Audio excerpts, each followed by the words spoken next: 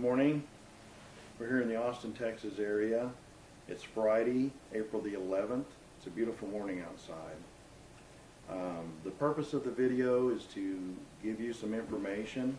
There's a lot of misconceptions about bounty hunting or bail enforcement, also known as fugitive recovery. Most people only understand the terms bounty hunters, which currently in Texas since September the 1st of 1999 was actually outlawed. Bounty hunters are not able to serve Texas warrants here in Texas. They have to be under the Department of Public Safety and hold a license through that division. They cannot have any convictions or any prior criminal history. Basically have to be squeaky clean. And this was done by the state in an attempt to stop convicted criminals from becoming bounty hunters and carrying weapons, which bounty hunters are allowed to do. And we do carry a lot of different weapons. The state is also changing some laws restricting what we can and can't carry as a weapon. They also restrict us from going into a home without permission of the occupant. So in essence, I guess a fugitive could run in a door and turn around and lock it and say, you can't come in here. And if we go ahead and go in to make the arrest, by law we would be breaking the law since he is now an occupant. So you can see how stupid that law actually is. It doesn't give any leeway for the criminal himself turning the law to his advantage. And unfortunately in Texas, a lot of these laws are helping the criminals stay fugitive. The national statistics on fugitives are out of 100 people who post bond, 10 will not be caught, 3 will be caught by law enforcement, and that's police departments, sheriff's department, whatever law enforcement agency there is, and the other 87 out of that 100 are caught by bail enforcement personnel or bounty hunters. And that's across the United States today. In Texas, I don't know if that average is any better.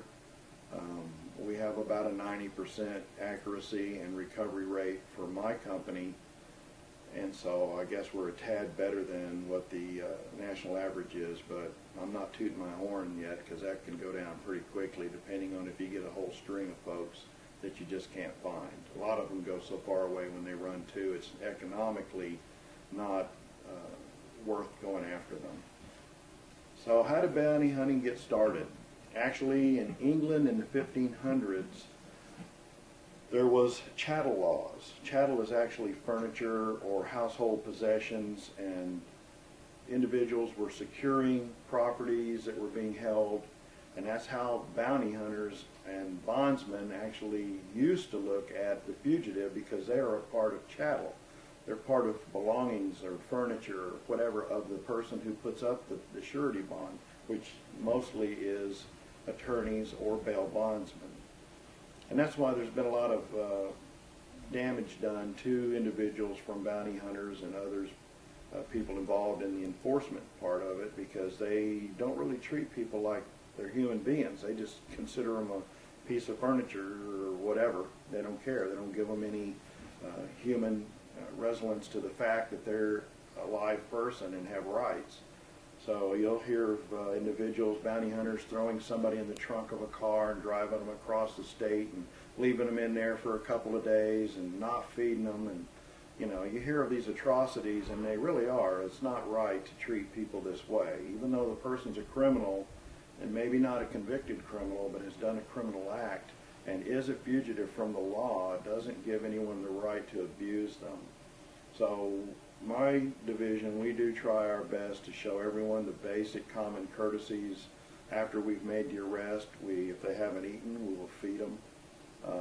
We'll let them make phone calls to family. We let them do whatever they need to do before they go to the jail. But we do post haste get to the jail as quickly as possible, because that is our obligation, to surrender the individual with the open warrant to the local jail where the arrest was made. But the laws in England carried over, so that when the United States was a colony and started having criminals, which, remember, a lot of the criminals came to the United States to start a new life, and of course they brought criminal activity with them.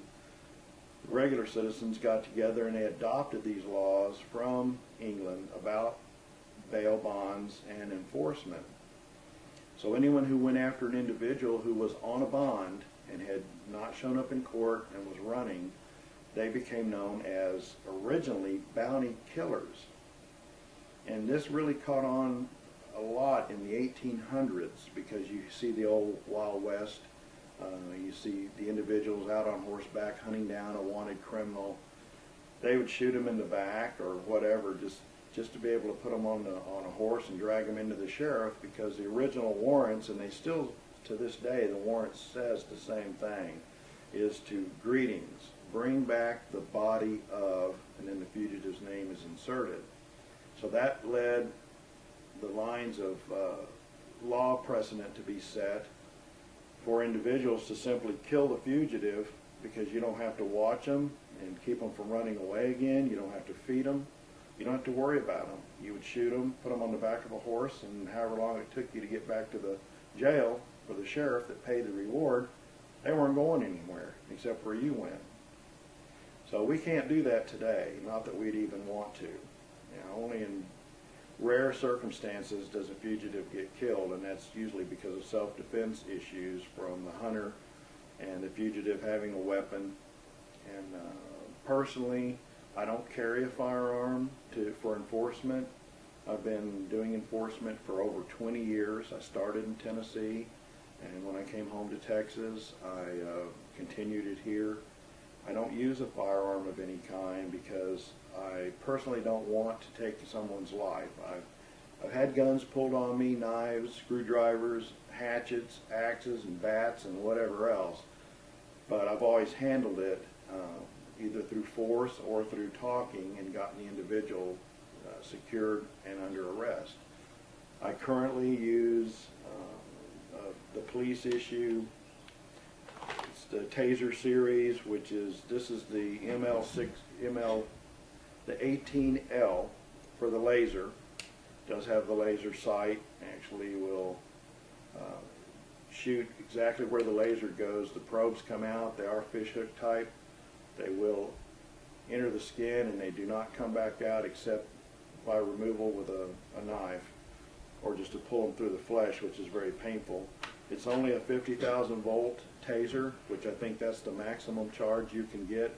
This cartridge is for 15 feet. That's yellow, and that's for 15. Green is 30, and red is 45 feet. I only use 15 feet because normally I'm within a 2 to 5 foot area of the individual when I make the arrest, so I don't need the extra wire to come out and have to get all tangled up. And that's my choice of weapon, besides handcuffs and pepper spray and I guess some other assortments of things I have that are all non-lethal. And that's my personal choice. A lot of police officers and sheriff's deputies, they carry firearms, of course, they're supposed to under regulation, and they don't hesitate to use them if they have to. So, and that's their choice. That's not my choice. There's so many stories actually with recovery that it's kind of hard to tell you any specific one. I've had so many. Each one is unique, individual, and none of them are the same. They all fall into patterns. I've kind of outlined a lot of different patterns on another site, which is secretsofabountihunter.com. And it goes through the chapters and classifications of how fugitives fall into certain areas, and that's what we use, these patterns, as to how we find them and cut this hunt time down. Everybody's got their likes and their dislikes, and when they're on the run, they usually don't give up creature comforts. They buy their liquor at a certain place, or they buy a certain type of liquor. They like topless clubs, they're going to go to one. If they want to go to a club and party, a certain atmosphere with certain kind of music, they're going to go there. So you learn about the individual's wants and desires and you follow that up. That generally gives them away and allows you to make the arrest, because you'll find them. I'll try to come up on the next session with some stories. This is just the basics to kind of give you an idea about hunting, and I look forward to covering that the next time.